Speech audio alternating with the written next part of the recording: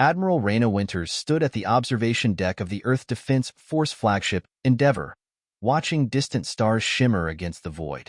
20 years had passed since humanity's first contact with alien life, and still, they struggled to gain real respect among the galactic community. The Nexari Empire's latest expansion had thrown the galaxy into chaos. Their crystalline ships, powered by quantum singularities, carved through space with devastating precision. The United Systems Alliance, a coalition of 17 advanced species, fought desperately to contain their advance, but victory seemed increasingly unlikely. Admiral, Lieutenant Marcus Singh's voice crackled through the calm. The Altarian delegation has arrived for the Defense Council. Winters straightened her uniform. The Altarians, with their luminescent skin and telepathic abilities, were among the most influential species in the Alliance. Their support could mean the difference between success and failure in the coming battles. In the conference chamber, Ambassador Vyxtal of the Altarians sat with 3 of his aides, their silver eyes regarding the humans with barely concealed skepticism. Around them, holograms flickered with battle reports and strategic assessments. "Your species is young," Vyxtal began, his translated words carrying a hint of condescension.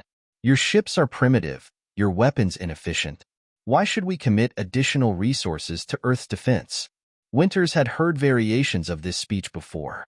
Humanity's ships were indeed less advanced. They still relied on fusion drives while others used quantum propulsion. Their weapons were kinetic and nuclear rather than antimatter-based. But she knew humanity's worth lay elsewhere. "With respect, Ambassador," she replied, "our primitive ships have survived 3 Nexari encounters. We've lost battles, yes, but we've learned from each one. While other species retreat after a single defeat, we adapt. We improve."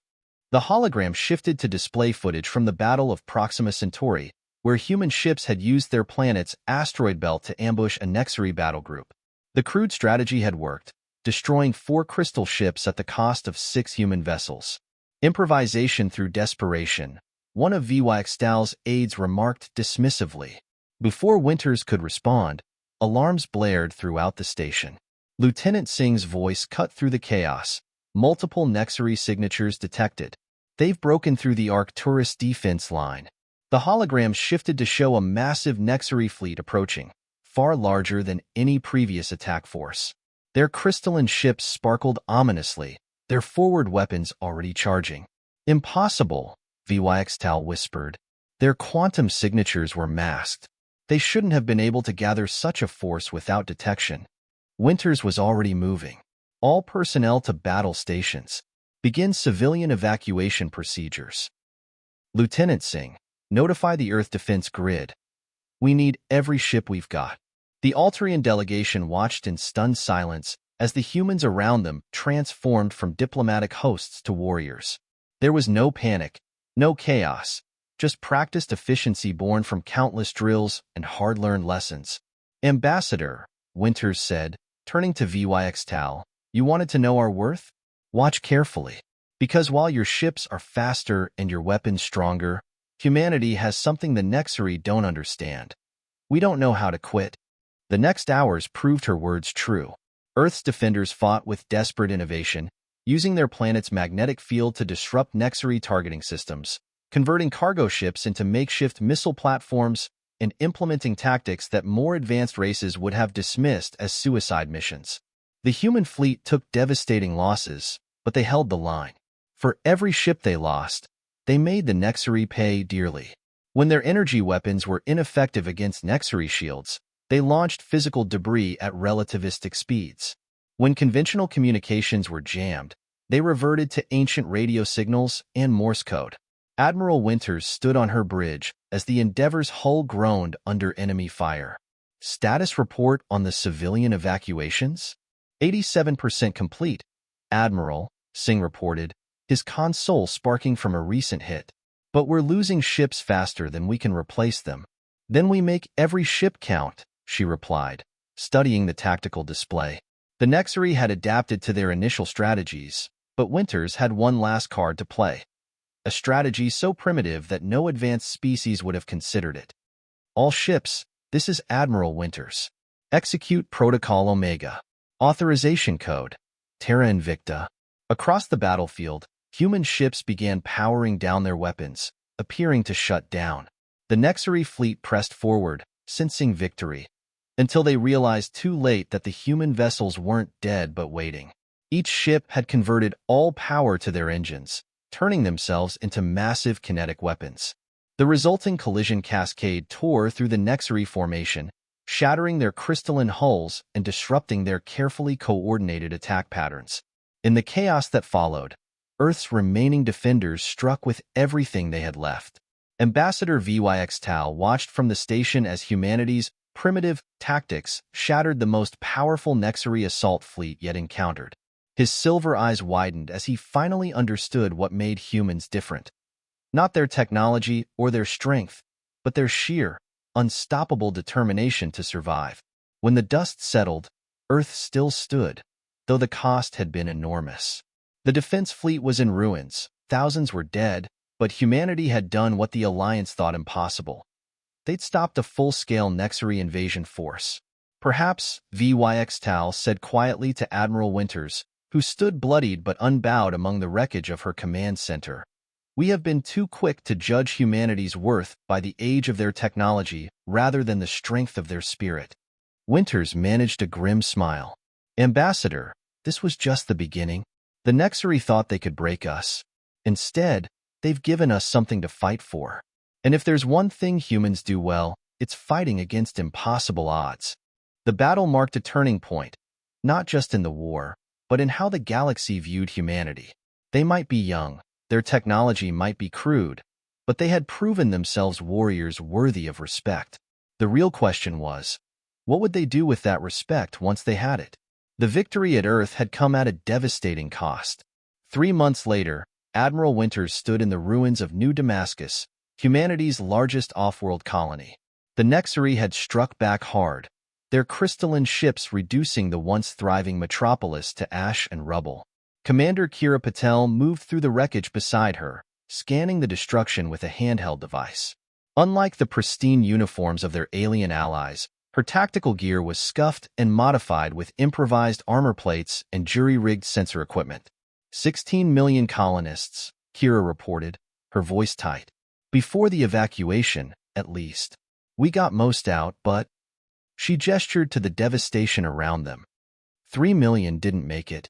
The Alterian science vessel hovering overhead cast strange shadows across the ruined cityscape. Ambassador VYX Tau had insisted on witnessing the aftermath personally, perhaps finally understanding that humanity's primitive status didn't make their losses any less real. The Nexari used a new weapon here, Kira continued, showing Winters the readings. Some kind of crystalline growth that consumes traditional building materials. Our standard defenses were useless. Winters studied the strange formations jutting from destroyed buildings. The crystal structures pulsed with an inner light, spreading like a disease through the colony's infrastructure. Traditional weapons couldn't damage them. They simply absorbed the energy and grew faster. They're adapting, Winters muttered, learning from their defeat at Earth. A flash of movement caught her eye. Through the crystalline growths, she spotted a group of survivors, civilians who'd somehow endured in the ruins. They'd constructed makeshift shelters using materials the crystals seemed to ignore: wood, certain plastics, and primitive stone. Commander, Winters called, get me everything we know about these crystals. Chemical composition, growth patterns, energy signatures. And find me Dr. Jaden Rhodes. Hours later, in a hastily constructed command center, Dr. Rhodes, a brilliant but eccentric materials scientist, stood before a diverse group of human and alien experts. His lab coat was stained with crystal dust, and his eyes blazed with the intensity of discovery. It's not just a weapon, he explained, gesturing to the holographic models floating above the table. It's a terraforming tool. The crystals don't just destroy, they transform. They're trying to remake our worlds in their image. The Alterian scientists muttered among themselves, their silver eyes narrow with concern. Their advanced sensors had missed this crucial detail, yet human observation and intuition had pieced it together. But here's the beautiful part, Rhodes continued, a hint of excitement creeping into his voice. They made a mistake. The crystals need specific conditions to propagate. They're like a virus, incredibly efficient, but also incredibly specialized. Winters leaned forward. How do we use this? We don't fight the infection, we change the host. Rhodes pulled up images of the surviving structures. Look what the colonists figured out by accident. The crystals can't process organic materials efficiently. They're designed for modern infrastructure, not primitive substances. Understanding dawned across the room.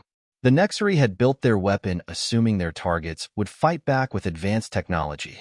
They never considered that humanity might step backward to move forward. Over the next weeks, a plan took shape that no advanced civilization would have conceived. Humanity began constructing defensive positions using engineered wood composites and bioorganic materials. They developed weapons that used crystalline dust from dead formations, turning the Nexari's own weapon against them. The Altarians and other Alliance species watched in fascination as humans rebuilt their colony using technology that seemed to regress centuries. But within these seemingly primitive structures lay cutting-edge innovations, organic computers, living architecture, and defensive systems that worked in harmony with the natural world rather than against it. Your species continues to surprise us, Vyxtal remarked to Winters as they observed the reconstruction. When faced with an advanced weapon, most races would seek to develop an even more advanced counter. Yet you adapt differently. Winters watched as workers installed a new defensive wall, its surface alive with engineered bacteria that could detect and neutralize crystal growth. We're used to being outgunned, Ambassador. Humanity spent millennia fighting itself before reaching the stars. We learned that the most sophisticated solution isn't always the best one. The true test came 2 weeks later when another Nexari fleet arrived, confident in their crystalline weapons. They found not the easy target they expected, but a colony transformed. Their weapons struck wood and stone instead of metal and plastic, finding no purchase to grow. Organic computers, invisible to their scans, coordinated the defense with devastating efficiency. The battle that followed demonstrated humanity's gift for turning weakness into strength. Where the Nexari expected to find primitive defenses, they encountered hybrid technology that their advanced systems couldn't comprehend. The crystal weapons that had devastated New Damascus now faced buildings that fought back, walls that healed themselves, and weapons that turned their own technology against them. When the Nexari finally retreated, leaving their broken crystals scattered across the battlefield, they had learned a costly lesson. Humanity's greatest strength wasn't in their technology, but in their ability to innovate beyond conventional boundaries. Dr. Rhodes stood with Winters in the aftermath, watching Alliance scientists study their organic defense systems with barely concealed amazement. You know what the best part is, Admiral? Everything we developed here. It's just the beginning. We're not just rebuilding. We're evolving. Winters nodded, understanding the broader implications. The Nexari had tried to use humanity's technological limitations against them, but in doing so, they'd forced humanity to develop in ways no one had anticipated. They'd created not just a defense against one weapon, but a whole new way of approaching technology itself. As the sun set over New Damascus, its organic buildings shifting and adapting like living things, Winters couldn't help but smile. The Nexari had intended to break humanity's spirit. Instead, they'd helped forge it into something entirely new. Something that would change the course of the war in ways no one could have predicted. The Nexari assault on Proxima Station marked the beginning of what would become known as the Darkest Hour. Their crystalline ships emerged from quantum space like shards of frozen lightning, their weapons already charged. But this time, they weren't just attacking a military target. They were aiming to break humanity's will completely. Commander Jackson Reed watched from the bridge of the Defiant as the first wave struck. The station's organic hybrid defenses, developed after New Damascus, held initially. But the Nexari had adapted too. Their crystals now carried engineered parasites that consumed organic matter, turning humanity's innovation against them. Evacuation status? Reed demanded, his dark eyes fixed on the tactical display. 60% complete, Lieutenant Arya Nakamura reported, her hands flying over the bioorganic console. But they're targeting the civilian ships first. We're losing too many. The Proxima Station housed over 300,000 civilians, researchers, engineers, and their families. It was humanity's primary research hub, where they developed the hybrid technologies that had given them a fighting chance. Losing it would cripple their war effort. Reed made a decision that would echo through history. All military vessels, form up on my position.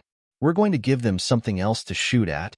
The human fleet, barely 50 ships strong, moved to engage a Nexary force 5 times their size. They weren't fighting to win. They were fighting to buy time, to give the civilians a chance to escape. In the command center of Proxima Station, Dr. Isabel Torres, the architect of humanity's hybrid defense systems, worked frantically. Her team had discovered something in the Nexary crystal technology, a fundamental flaw that could change everything. But they needed time to complete their work. 20 minutes, she promised over the command channel. Just give us 20 minutes. Reed's voice came back, steady despite the chaos around him. You'll have it.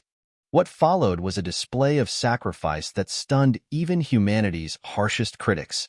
Human ships deliberately drew Nexary fire, using themselves as shields for fleeing civilian vessels. When their weapons were depleted, they rammed their enemies. When their engines failed, they drifted into enemy firing lines to absorb shots meant for others. The Alterian and Zorvan observers, watching from safe distance, witnessed something they had never seen in millennia of space warfare. A species willing to die not for victory, but simply to give others a chance to live. In the heart of Proxima Station, Dr. Torres and her team raced against time. They had discovered that the Nexary crystals weren't just weapons. They were part of a vast, interconnected network. Each crystal resonated with all others, creating a quantum web that spanned their entire empire. It's beautiful in a way, Torres muttered as she worked. They built their civilization on perfect synchronization, perfect harmony. But that's also their weakness. They've forgotten how to act alone. The station shuddered as another blast struck home. Emergency barriers sealed off damaged sections, organic repair systems fighting a losing battle against the crystal parasites. We've lost the outer ring, Nakamura reported to Reed. Structural integrity failing on multiple levels. Reed's fleet was down to 12 ships, each held together by determination more than engineering. But they had achieved their goal. Over 80% of the civilians had escaped.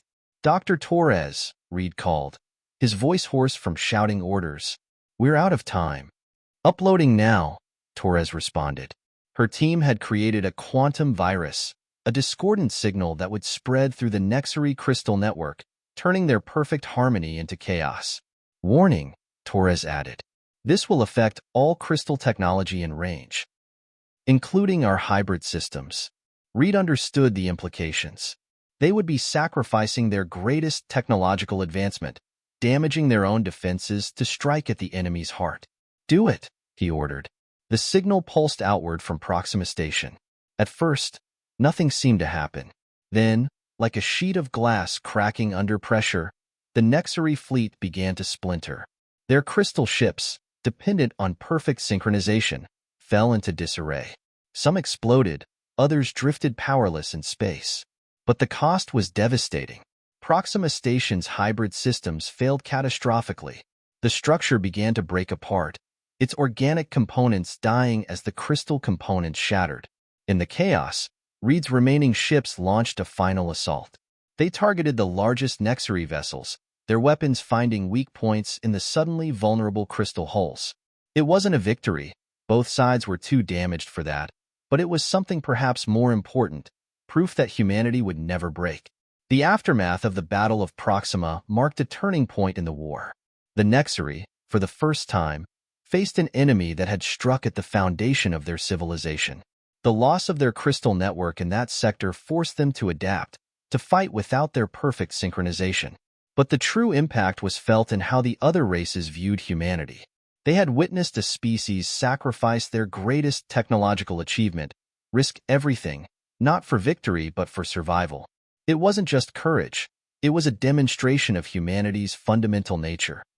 As survivor ships limped towards safe harbor, carrying the remnants of Proxima Station's population, the galaxy began to understand. Humanity's strength wasn't in their technology or their numbers, but in their willingness to sacrifice everything for what they believed in. In the ruins of their greatest research center, humanity had proven something that would change the course of the war. They could not be broken because they already knew how to rebuild from nothing. The aftermath of Proxima Station created an unexpected opportunity. With their crystal network disrupted, the Nexari had withdrawn to regroup, giving the Alliance precious time. But humanity shocked their allies once again, not with their fighting prowess, but with their capacity for diplomacy. Admiral Winters stood in the Grand Chamber of the Alliance Council, surrounded by representatives from 24 spacefaring civilizations. The Altarians with their silver eyes, the crystalline Zovran, even the enigmatic myriad who rarely left their gas giant homes, all had gathered to hear humanity's proposal. The Nexari aren't invincible, Winters began, her voice carrying across the chamber. Proxima Station proved that. But fighting them alone isn't the answer. We need to change how we fight and how we work together. Behind her, holographic displays showed the new combat doctrine humanity had developed. It combined Altarian quantum technology with Zovran energy manipulation and human adaptability. But more importantly, it required something the Alliance had never truly achieved: genuine cooperation.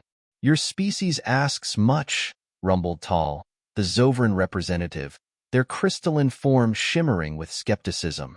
"We have fought our own wars for millennia. Why should we change now?" "Because we're losing," Winters replied bluntly. "Separately, we're falling one by one. The Nexari don't just attack our ships or our colonies, they attack our way of life. They want uniformity, perfection. Our differences are our greatest weapon against that."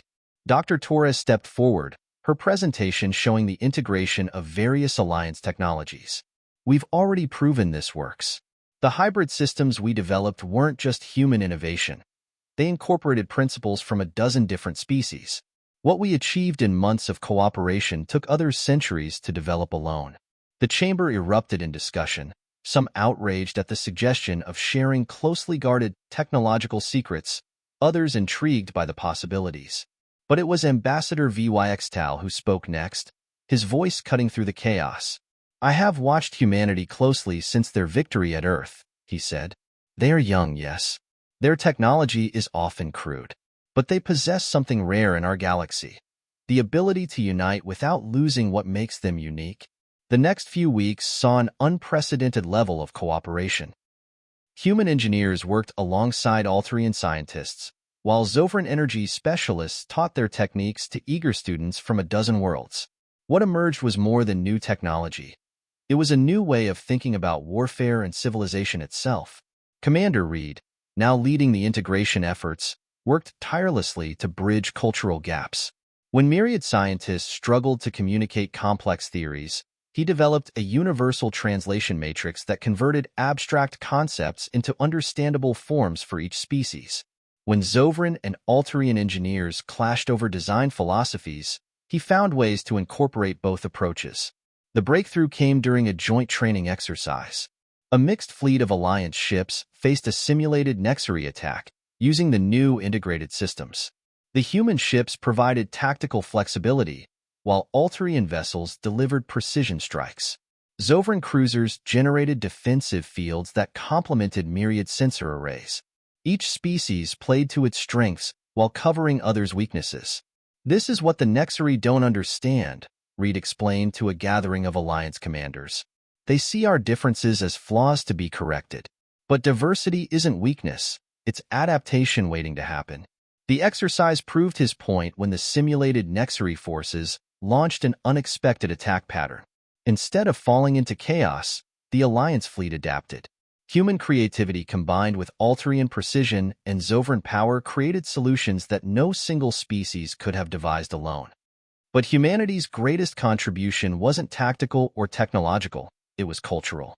They became bridges between species that had been suspicious of each other for centuries. Human diplomats hosted informal gatherings where ancient rivals found common ground. Human artists collaborated with alien counterparts, creating new forms of expression that transcended species boundaries. "Your people continue to surprise us," Vyxtal told Winters during one such gathering. "We expected warriors after your defense of Earth. Instead, you've shown us how to be something more, how to be truly united without sacrificing our identity." The transformation wasn't without challenges. Some species resisted change, clinging to old rivalries and suspicions. But humanity's persistence, their ability to see past ancient grudges to focus on shared survival, gradually won out. As the Alliance prepared for the inevitable Nexari counterattack, they were no longer a loose confederation of suspicious allies. They had become something new, a true union of diverse species, each maintaining their uniqueness while working in genuine cooperation. The Nexari had sought to break the Alliance by exploiting their differences. Instead, they had forced them to overcome those differences, creating something stronger than anyone had imagined possible. And at the heart of this transformation was humanity, young, sometimes crude, but possessed of an unshakable belief in the power of unity through diversity. As the new Alliance fleet assembled for its first true combat mission, the galaxy watched in anticipation. They were about to discover whether humanity's greatest gift, their ability to unite without uniformity, would be enough to turn the tide of war. The final battle for the galaxy unfolded not above a human world or an Alterian stronghold, but in the neutral space of the Helios cluster. The unified Alliance fleet, representing 26 different species, faced the full might of the Nexari Armada. Admiral Winters watched from the bridge of the new flagship Unity, a vessel that embodied the Alliance's transformation. Its hull incorporated Zovran crystal technology, powered by Alterian quantum cores, guided by myriad sensory arrays, and commanded with human intuition. Nexari fleet emerging from quantum space, Lieutenant Nakamura announced, now serving as the chief liaison between human and alien crew members. Their numbers, they've committed everything. Indeed, the Nexari had gathered their entire remaining force, over 10,000 ships, their crystalline forms blocking out the stars themselves. It was meant to be a decisive blow, a final statement of their technological superiority. All ships, battle formations, Winters commanded. Remember your training. Remember why we're here. The Alliance fleet moved with practiced precision. Human ships darted between larger Alterian cruisers, while Zovran vessels formed living shields of energy. Each species played its role, their movements choreographed yet adaptive, unified yet individual. When the Nexari struck, they encountered something entirely new. Their attempts to disrupt communications met encrypted channels that shifted frequencies using human randomization patterns. Their crystal weapons found targets protected by hybrid shields that adapted faster than they could analyze. But the true surprise came from how the Alliance fleet fought. There was no rigid hierarchy, no single point of failure. When one tactical approach failed, another species would seamlessly take the lead, introducing new variables that the Nexari's predictive algorithms couldn't process. They're trying to isolate us, Commander Reed observed from his tactical position. They still think we're separate units pretending to work together. Winters nodded. Then let's show them what real unity looks like. The Alliance fleet executed a maneuver that would have been impossible months earlier. Human ships deliberately took hits to create openings for Alterian precision strikes. Zovran vessels channeled energy through myriad sensor networks, creating feedback loops that shattered Nexari crystal formations. Each species sacrificed individual advantage for collective victory. The battle raged for hours, then days. The Nexari, for the first time in their history, found themselves unable to predict or counter their enemies' actions. Every time they adapted to one strategy, the Alliance would shift to another, drawing from the strengths of different species in endless combinations. The turning point came when Dr. Torres, working with a mixed team of scientists, activated their final weapon, a quantum resonance wave that didn't seek to destroy the Nexari crystals, but to change them. It carried within it the combined understanding of all Alliance species about harmony, unity, and diversity. We're not trying to break them, Torres explained as the wave propagated. We're trying to show them another way. The effect was unprecedented. The Nexari crystal network, built on principles of rigid perfection, encountered patterns of organized chaos, of strength through difference. Their ships didn't shatter, they transformed, their perfect crystalline structures developing new, organic patterns. The battle didn't end with destruction, but with revelation. The Nexari, their technology irrevocably altered, faced a choice: adapt to a new way of existence or fade into extinction. In that moment, they experienced something they had never understood: the power of change, of imperfection, of evolution. In the aftermath, as the Alliance fleet regrouped among the transformed Nexari ships, the galaxy witnessed the final proof of humanity's worth. They had not just helped win a war, they had changed how species interacted, how civilizations viewed strength, how the galaxy itself would move forward. "I understand now," Vyxtal said to Winters as they watched the Nexari ships, now streaked with organic patterns, power down their weapons. "What sets humans apart isn't your technology, your tactics, or even your courage. It's your ability to see possibility in difference, to find strength in imperfection." The legacy of the war wasn't counted in territory gained or ships destroyed, but in how it transformed galactic society. The Alliance, forged in battle, became a new kind of civilization, one that celebrated diversity while maintaining unity, that sought strength through cooperation rather than conformity. Humanity, once dismissed as primitive and unremarkable, had proven that true advancement didn't always mean moving forward. Sometimes it meant remembering fundamental truths, that difference breeds innovation, that imperfection drives growth, and that the strongest bonds are forged not in uniformity, but in the willing union of distinct and valued parts.